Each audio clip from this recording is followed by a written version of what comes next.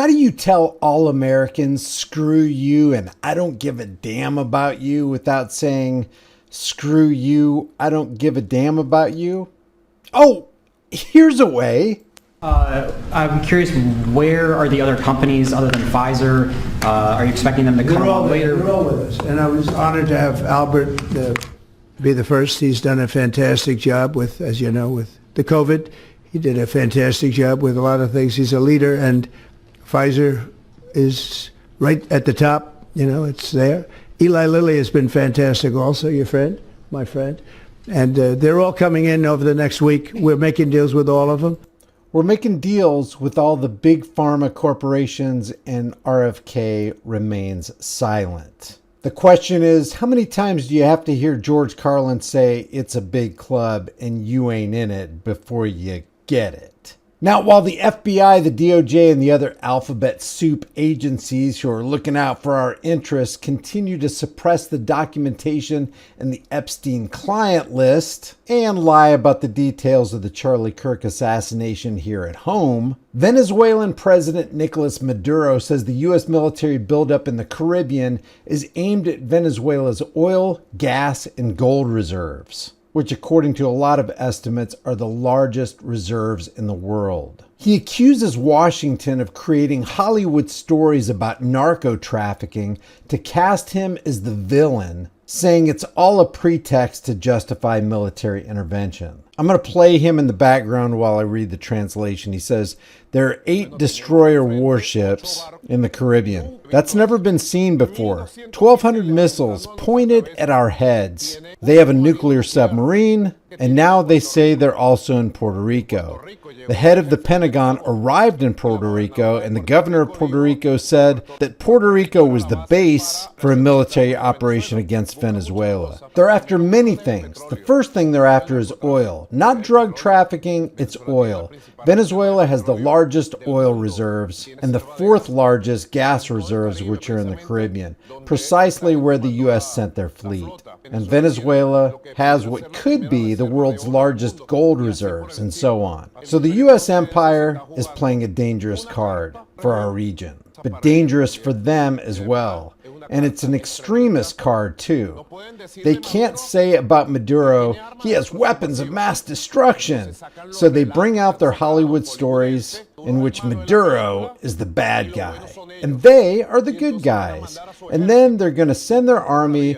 They seek to use military intimidation to defend the far right, the extreme right, and the imperial interests, because internally we have defeated them on every level. I think delete your handler hit the nail on the head here.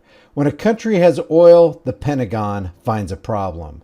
When it has gold, the State Department finds a dictator. When it resists the IMF, Hollywood writes the script. Then comes the press kit, then the sanctions, then the NGOs, then the drones. Maduro might be corrupt, and it looks like he is, but corruption was never the problem. Obedience is. Every region the West destroys had one thing in common. They didn't bow to the global ledger. You're not watching news, you're watching the trailer for another sequel in the Collapse franchise. The villain is never the one stealing the oil, it's the one trying to keep it. And really, how many times do we have to see this script before we catch on to what's really going on? FBI Director Kash Patel now insists that social media is out of control and insists the U.S. government must step in to address what he called clickbait.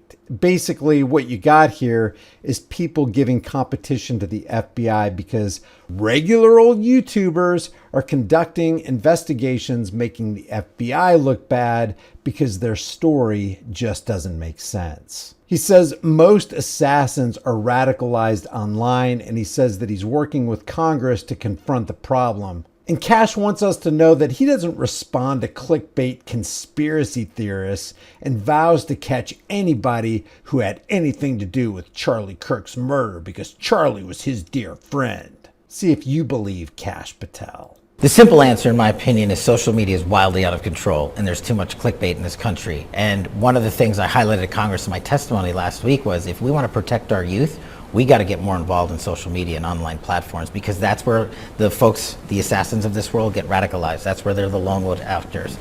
The government needs to get more involved in social media and online platforms.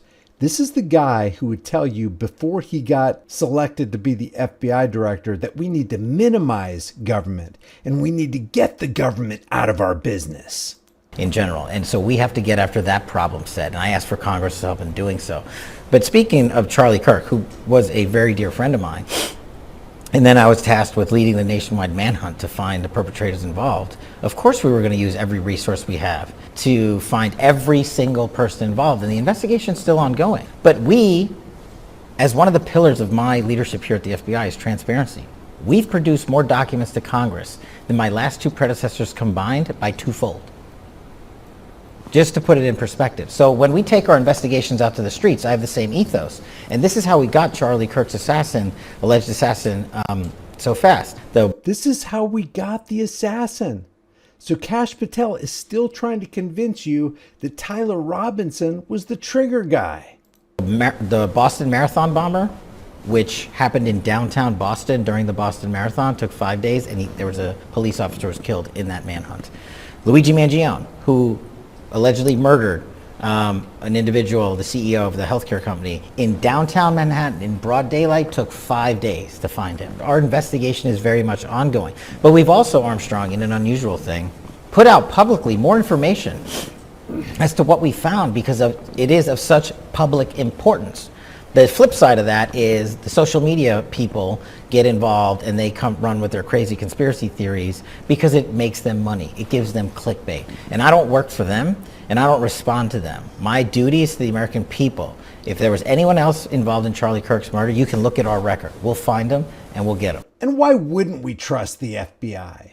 They got us through JFK, MLK, RFK, Ruby Ridge, Waco, the Oklahoma City bombing, the Boston Marathon, Sandy Hoax, 9/11, Building 7. I mean, clearly the FBI is on our side. And check out the guest they had on News Nation the other night. Conspiracy theory expert Mike Rothschild is urging people to stop linking Israel to Charlie Kirk's assassination, calling such discussions anti-Semitic. He adds that all conspiracies are rooted in paranoia and clarifies that he's a Rothschild, but not part of the Rothschild family. This is the same guy that claims that child trafficking is not a thing. Oh, and her? She's a former FBI and CIA special agent. So we know we're going to get a lot of truth out of this segment. Disinformation expert Mike Rothschild and former FBI and CIA Special Agent Tracy Walder. Great to have you both here. Mike, how do these spread? And by the way, why are we seeing so many anti-Semitic conspiracy theories right now? Well, as I wrote about in one of my books, all conspiracy theories essentially have a hint of anti-Semitism, and all anti-Semitism is based around conspiracy theories. Notice they'll call you anti-Semitic, but never a liar. It's very natural for an unexpected traumatic event like Charlie Kirk's murder, caught on camera in front of hundreds of people, instantly broadcast around the world, to send people spinning off into wild theories of what happened, why it happened, who did it. We had no idea for almost 2 days.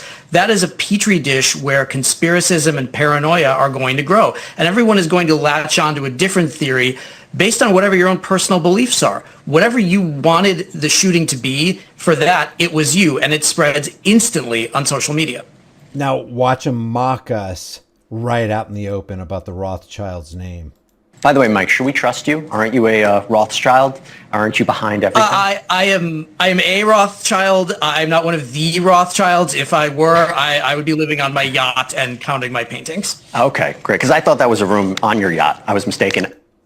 And lastly, we have Candace Owens, I think bravely questioning nearly all of Charlie Kirk's closest friends, asking why they've stayed silent and why they're not questioning the FBI's official narrative, especially in light of the fact that that narrative has so many holes in it. I'm uncomfortable with the fact that despite all of the friends that Charlie Kirk made, all the schmoozing that he did, presidents, right, department heads, I am the only person that is publicly demanding further investigation into his assassination.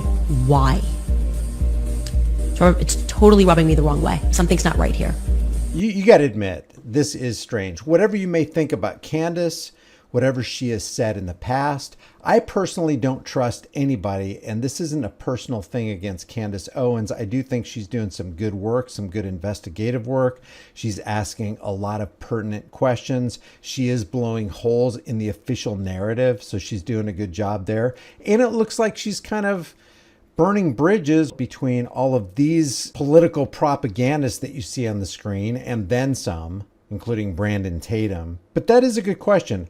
If you have a really good friend who is assassinated or just died in a mysterious way, let alone being assassinated before the entire world, but if you had a good friend who was assassinated and there were strange circumstances surrounding it, and the FBI concocted this official government story that doesn't make any sense at all, wouldn't you be using your platform to find out who really killed your best friend? Why is it only Candace? Is this a psychological operation? And if it is, what's the play? Even Turning Point USA, they're just like, we've accepted, like, obviously there are holes in this narrative, and they're just like, we're gonna just keep up his show. What is going on? Actually, I'm just waiting for everybody to like join me. Where are Charlie's homies at? Yeah, I don't trust anybody who's trying to prop up this official FBI narrative. Why are you guys all silent?